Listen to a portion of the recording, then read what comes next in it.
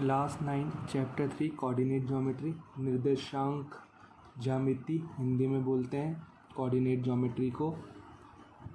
इसका कंसेप्ट सबसे पहले फ्रेंच मैथमेटिशियन थे रेने डेकार्टे। ठीक है, रेने डेकार्टे ने पहली बार इसको दिया था, इस कंसेप्ट को। ये कंसेप्ट था क्या, उन्होंने एक पॉइंट की पोजीशन बताई थी। ठीक है, किसके अंदर, एक प्लेन में, एक तल के अंदर उन्होंने एक बिंदु की अवस्था, एक पोजीशन, स्थिति बताई थी, पोजीशन बताई थी। ठीक है, वो पोजीशन उन्होंने किससे शो करी थी, टू लाइन के हेल्प से शो करी थी। टू परपेंडिकुलर लाइन थी, दो लंबवत आपके रेखाएं थी, उनकी हेल्प से रिप्रेजेंट करी थी। ठीक है, वो लाइन उन्होंने तो ये माना था कि भाई वो लाइन किसी भी डायरेक्शन में हो सकती है। इस तरह से ये दो म्यूचुअल परपेंडिकुलर लाइन है, इसकी हेल्प से उन्होंने एक पॉइंट की पोजीशन शो करी थी। लेकिन जो अभी हम कोऑर्डिनेट सिस्टम पढ़ते हैं उसमें हम दो तरह की लाइनें पढ़ते हैं, एक वर्टिकल और एक हॉरिजॉन्टल। ये दो लाइनें इंटरसेक्ट करती है और ये हमें किसी भी प्लेन में आपके पॉइंट की या किसी थिंग की पोजीशन को आपको बताती है। जैसे आपको एग्जांपल दूं, हमारे पास प्लेन पेपर है एक, मान लीजिए जैसे ये पेपर ही है हमारे। ओके, मुझे क्या करना है मैंने क्या किया, जैसे पूरा पेपर है मेरे पास, this is my full paper, यहाँ से लेके यहाँ तक मेरा एक पेपर है। ठीक है, चलो मैं ड्रॉ कर देता हूँ आपके लिए। ये मैंने एक मान लिया कि ये मेरा कोई प्लेन है, ये मेरा पीस ऑफ पेपर है, ये जितना मैं ड्रॉ कर रहा हूँ। ठीक है, मैंने क्या किया, इसके इस पार्ट पे एक पॉइंट लोकेट कर दिया। मैं अगर आपसे क्वेश्चन पुटअप करूँ कि भाई इस पॉइंट की पोजीशन बताओ, तो आप बोलोगे सर ये पॉइंट हाफ जो है हाफ पार्ट से ऊपर है। ठीक है, यानी हमने हाफ पार्ट लिया तो टॉप वाले जो हाफ पार्ट है उसके अंदर लोकेट कर रहा है। ठीक है, या कोई ऐसा बोलेगा कि ये लेफ़्ट वाले जो साइड है इसके नियर बाय है। ठीक है, या फिर कोई ऐसे बोलेगा कि टॉप वाली साइड से थोड़ा सा नियर बाय है। बट एग्जैक्ट पोजीशन कोई नहीं बता पाएगा। मुझे एग्जैक्ट पोजीशन अगर इस पॉइंट की पता लगानी है तो मुझे दो कोऑर्डिनेट एक्सिस की ज़रूरत पड़ेगी, दो लाइनों की ज़रूरत पड़ेगी, एक हॉरिजॉन्टल और एक वर्टिकल। ठीक है, तभी मैं इस पॉइंट के एग्जैक्ट पोजीशन बता पाऊँगा इस प्लेन के अंदर, इस तल के अंदर जो मैंने ड्रॉ किया है, ये पेपर जो ड्रॉ किया है, जो प्लेन जो ड्रॉ किया है इसके अंदर। तो इसके लिए मुझे क्या करना पड़ेगा, मुझे इसका इस साइड से डिस्टेंस मेज़र करना पड़ेगा। ठीक है, मेज़र करने के लिए इंस्ट्रूमेंट है स्केल, स्केल के हेल्प से मेज़र करेंगे। और मैं इस पॉइंट का इस एक्सिस से भी, इस लाइन से भी क्या करूँगा, डिस्टेंस मेज़र करूँगा। या आप कोई ऐसे मेज़र कर सकता है जैसे कि किसी ने ना राइट साइड वाली से मेज़र कर लिया, कोई प्रॉब्लम नहीं है। लेकिन करना के लिए क्या ज़रूरी है, दो एक्सिस बहुत ज़रूरी है। एक होना चाहिए वर्टिकल एक्सिस और एक होना चाहिए हॉरिजॉन्टल। कोई यहाँ से मेज़र कर देगा, नो प्रॉब्लम, कोई टॉप से मेज़र कर देगा तो उसका डिस्टेंस अलग आ जाएगा, जो इस तरह से नाप रहा है उसका डिस्टेंस अलग आ जाएगा। लेट करिए कि भाई ये डिस्टेंस आ गया आपका कितना, 1 सेंटीमीटर, और ये कितना गया, 2 सेंटीमीटर आ गया। तो ये जो पॉइंट है इसकी पोजीशन क्या हो गई, इसकी इन्फॉर्मेशन आपने क्या बोल दी, 1,2। या आप ऐसे इसको कह सकते हो कि भाई क्या है ये है आपका 2,1। ठीक है, आपने डिस्टेंस ऐसे बता दिया इसको।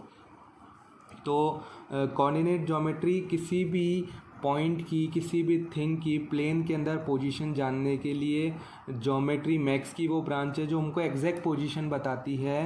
क्योंकि इसमें दो एक्सिस यूज़ में आ रही है, हॉरिजॉन्टल और वर्टिकल, क्षैतिज और ऊर्ध्वाधर। तो क्षैतिज यानी हॉरिजॉन्टल को बोलते हैं और ऊर्ध्वाधर मतलब आपके वर्टिकल को बोलते हैं। तो यहाँ पे दो एक्सिस आपके यूज़ में आ रही है, तो दो एक्सिस से एग्जैक्टली हम किसी भी पॉइंट की, किसी भी थिंग की पोजीशन गेट कर सकते हैं। सेकंड एग्जांपल आपको देखता हूँ सिटिंग अरेंजमेंट का। सिटिंग अरेंजमेंट में क्या होता है, अगर मैं किसी क्लास में मैं टीचर हूँ और मैं किसी क्लास में सिटिंग अरेंजमेंट करा रहा हूँ। अगर मान लीजिए मैंने किसी टोटल मेरे पास 5x5 का अरेंजमेंट है, मतलब मेरे पास 5 कॉलम लगा सकता हूँ मैं अपनी क्लास के अंदर। कॉलम आप लोग समझते होंगे भाई कॉलम किसको कहते हैं, जैसे ये दिस इज़ कॉल्ड कॉलम, एक है ना, 1 2 3, ये 4, दिस इज़ कॉल्ड कॉलम। इससे ऐसे वर्टिकली जो आप लगाते हो ना, पोजीशन करते हो, वो कॉलम कहलाते हैं, स्तंभ कहलाते हैं। और जो हॉरिजॉन्टल प्लेस्ड करते हो, दिस इज़ कॉल्ड रो, इसको पंक्ति बोलते हैं। तो मुझे मान लीजिए सिटिंग अरेंजमेंट करना है, तो मैं सिटिंग अरेंजमेंट कैसे कर सकता हूँ, 5x5 के रो 5 बना सकता हूँ और कॉलम भी 5 बना सकता हूँ, है ना। तो अगर मैं अपने स्टूडेंट्स को बिल्कुल सिटिंग अरेंजमेंट में प्लेस कर दूँ, मैंने फिक्स कर दी पोजीशन की भाई है ना, राम बैठेगा भाई इस 3rd रो में बैठेगा, है ना, और उसका कॉलम कौन सा होगा, कॉलम भी 3rd होगा मान लीजिए, तो मैं एग्जैक्टली कह सकता हूँ कि भाई है ना जो 3rd रो 3rd कॉलम वाला वैसे बोलने का तरीका ऐसा होता है, 3rd कॉलम 3rd रो, सबसे पहले कॉलम लिखा जाता है। जैसे मान लीजिए अभी यहाँ पे कॉलम कितने लिखी, आपने कुल कॉलम बनाया मान लीजिए ये 1 2 3 4, ये रो कितनी बनाई है 1 2 3 4, दिस इज़ कॉल्ड रो, ये पंक्ति है आपकी, है ना, और ये आपके कॉलम है, ये स्तंभ है आपके।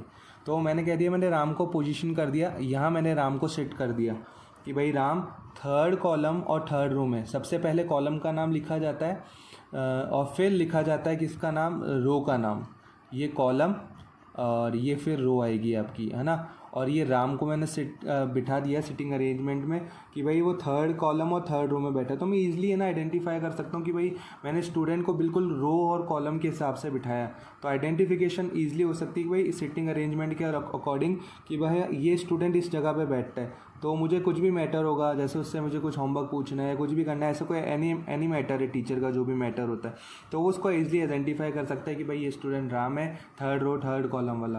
तो सेटिंग अरेंजमेंट हो या फिर कोई आपको पॉइंट की पोजीशन हो या किसी भी थिंग की पोजीशन को डिस्क्राइब करना हो किसी भी प्लेन में, किसी भी तल में, तो आप जो सिस्टम यूज़ में लेते हैं उसको बोलते हैं कोऑर्डिनेट ज्योमेट्री। इसका दूसरा नाम होता है कार्टेशियन सिस्टम, इसको कार्टेशियन सिस्टम भी कहते हैं, ठीक है। कार्टेशियन सिस्टम क्या सिस्टम हो गया, the system use for describing the position of a point in a plane, है ना भाई, किसी भी पॉइंट की या किसी भी थिंग की पोजीशन को प्लेन में बताने के लिए मैं आपको डेफिनेशन एक बार दिखा देता हूँ। ये देखिए यहाँ पे मैंने नोट्स बनाए हुए हैं। तो कोऑर्डिनेट ज्योमेट्री सबसे पहले फ्रेंच जो आपके मैथमेटिशियन थे रेने डेकार्टे, इन्होंने दिया था, ठीक है। और कोऑर्डिनेट ज्योमेट्री को कार्टेशियन सिस्टम भी कहते हैं, कार्तीय पद्धति हिंदी में बोलते हैं, और कोऑर्डिनेट ज्योमेट्री को निर्देशांक ज्यामिति बोलते हैं। तो ये क्या सिस्टम है, the system use for describing the position of point या thing in a plane using 2 straight line, 2 straight लाइनों का, 2 mutually perpendicular line, straight line मतलब म्यूचुअली परपेंडिकुलर, एक तो हॉरिजॉन्टल होना जरूरी है, एक वर्टिकल, ठीक है। हमने एग्जाम्पल देखा भी था, ये वाला देखिए, एक हॉरिजॉन्टल एक्सिस थी आपकी और एक वर्टिकल एक्सिस थी, देखिए टॉप वाली हॉरिजॉन्टल, इस राइट वाली आपकी वर्टिकल। इस वाले एग्जांपल में बॉटम वाली हॉरिजॉन्टल यानी एक्स एक्सिस, हॉरिजॉन्टल को एक्स एक्सिस भी बोलते हैं, और ये वर्टिकल यानी वाई एक्सिस, ठीक है, वर्टिकल को वाई एक्सिस बोलते हैं। और देखिए आपके हो गई ना, देखिए एक वर्टिकल और हॉरिजॉन्टल, और इस तरह से आपने एक प्लेन की पोजीशन डिस्क्राइब कर ली थी। अगर आप इसको नॉर्मल वे में पूछते तो कोई भी एग्जैक्ट पोजीशन नहीं बता पाता, बोलता कोई बोलता टॉप रो से पास में, कोई कहता कि इधर से पास में, ठीक है, इस तरह से फिर वो डिस्क्राइब करता, वो एग्जैक्ट नहीं बता पाता मेज़र करके। यहाँ मेज़र करके एग्जैक्टली बता सकते हैं। और यहाँ अगर मैं किसी को कहीं पे भी बिठा दे सकता तो है ना, मैं बता नहीं पाता कि भाई किस रो में कौन सा स्टूडेंट कहाँ बैठा है, लेकिन मैंने जैसे ही उसको कॉलम और रो के अकॉर्डिंग बिठाया, बिल्कुल एग्जैक्टली, एक तो सिटिंग अरेंजमेंट प्रॉपर होगा, ठीक है, और होगा क्या, मुझे स्टूडेंट भी आइडेंटिफाई करने में दिक्कत नहीं आएगी। देखिए इधर भी 2 एक्सिस हैं, रो मतलब हॉरिजॉन्टल एक्स एक्सिस और कॉलम मतलब वर्टिकल एक्सिस हो गई आपकी, यानी वाई एक्सिस हो गई, ठीक है।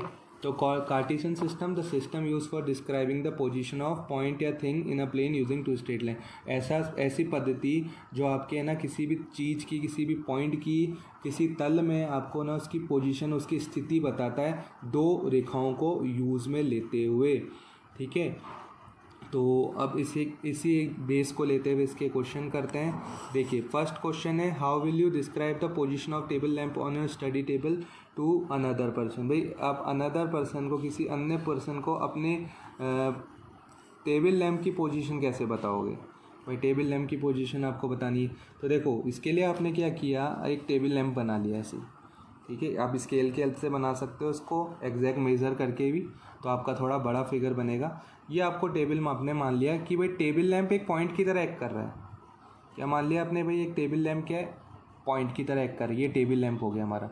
और जो टेबल है वो प्लेन की तरह हो रहा है भाई। जिस भी आप पोजीशन, जिस भी पेपर पे, जिस भी आप है ना सरफेस पे पॉइंट लोकेट करते हो वो क्या कहलाता है, प्लेन कहलाता है। तो भाई टेबल लैंप एक प्लेन की तरह काम करेगा, आपके तल की तरह काम करेगा, और टेबल लैंप आपकी एक पॉइंट की तरह करेगा काम, है ना। अब आपको करना क्या, देखिए जैसे हमने वो पॉइंट लोकेट किया था इस वाले एग्जाम्पल में, सेम एग्जैक्टली आपको क्या करना है, आपको 2 एक्सिस पकड़नी है, या तो टॉप और राइट या बॉटम और लेफ़्ट लेनी। मैंने बॉटम और लेफ़्ट ली। मैंने टेबल लैंप की पोजीशन स्केल की हेल्प से, क्योंकि ये तो देखिए अभी ऐसे ही फिगर दिया हुआ है, मान लीजिए आपको दिया हुआ था, आप क्या करोगे, इसके एग्जैक्टली मेज़र करोगे ना। अब यहाँ पे एग्जैक्टली मेज़र करने वाला क्वेश्चन नहीं है, ऐसे मत सोचिएगा कि एग्ज़ाम में मेज़र, तो आपको तो बस पोजीशन बतानी है। एग्ज़ाम में ज़रूर मेज़र करना पड़ेगा आपको। यहाँ इस क्वेश्चन के अंदर तो हम ऐसे एग्जाम्पल दे रहे हैं कोई, तो आप है ना इसको क्या करिएगा, स्केल के हेल्प से ड्रॉ कर दीजिएगा। कोई आपके हिसाब से डिस्टेंस ले लीजिएगा, आप जिस भी है ना जगह पे रखना चाहते हैं स्केल के हेल्प से लीजिएगा। जैसे मैंने यहाँ पे 10 सेंटीमीटर और 15 सेंटीमीटर लिखा हुआ है, ये मैंने एग्जैक्टली मेज़र करके नहीं बनाया हुआ है, लेकिन मैं अगर इसको एग्जैक्टली मेज़र करके बनाऊँ तो ये बिल्कुल आपके ना अच्छी तरह से लोकेट आप इसको कर सकते हो कि हाँ भाई मैंने बनाया उस तरह से स्केल से मेज़र करके, तो मैं ईजिली डिस्टेंस बता सकता हूँ। अभी मैंने क्या ऐसे एग्जांपल देने के लिए आपको लिखा हुआ है 10 सेंटीमीटर 15 सेंटीमीटर, ओके, ये एग्जैक्ट मेज़र नहीं है। तो हमको 2 म्यूचुअली परपेंडिकुलर कॉर्नर्स पकड़ने हैं, तो मैंने लेफ़्ट साइड पकड़ ली, ये 2 म्यूचुअली परपेंडिकुलर कॉर्नर है ना। ये मुझे एक लेफ़्ट साइड यानी वर्टिकल एक्सेस देगा और हॉरिजॉन्टल एक्सेस देगा।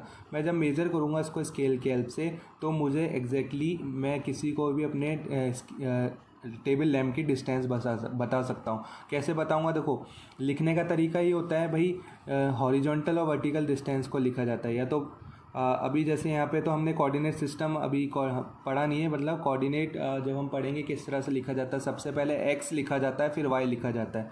यहाँ पे आपको जब समझाऊंगा, जब आपको समझ आ जाएगा। अभी तो इस क्वेश्चन में आप इसको ऐसे लिख के आ सकते हो 15 10, यानी इधर इस वाली एक्सिस से तो ये 15 सेंटीमीटर है और इधर वाली एक्सिस से 10 है ना। या आप ऐसे लिख सकते हो इस वाली एक्सिस से मेज़र कर लो 10 और 15, क्योंकि अभी ये क्वेश्चन कोऑर्डिनेट आपका नहीं है ना। तो कोऑर्डिनेट वाले जब क्वेश्चन आएंगे तो हमको एग्जैक्ट लिखना पड़ेगा, एक्स एक्सिस पहले और वाई एक्सिस बाद में। और जब रो और कॉलम लिखते हैं तो सबसे पहले कॉलम लिखा जाता है देन रो लिखा जाता है, ये आपको ज़रूरी है। अब यहाँ तो आप पॉइंट की पोजीशन लोकेट कर रहे हो, यहाँ कोई कोऑर्डिनेट रिप्रेजेंट नहीं कर रहे हो, तो ये मत सोचिएगा कि कोऑर्डिनेट लिख रहे हैं। तो देखिए हम पॉइंट की पोजीशन लिख रहे हैं, तो आप किसी भी पोजीशन को पहले लिख सकते हो कि भाई इधर से कितना डिस्टेंस है, ये डिस्टेंस लिख रहे हो आप 15 और ये 10 है, ये 10 है और ये 15 है, ठीक है। Thank you.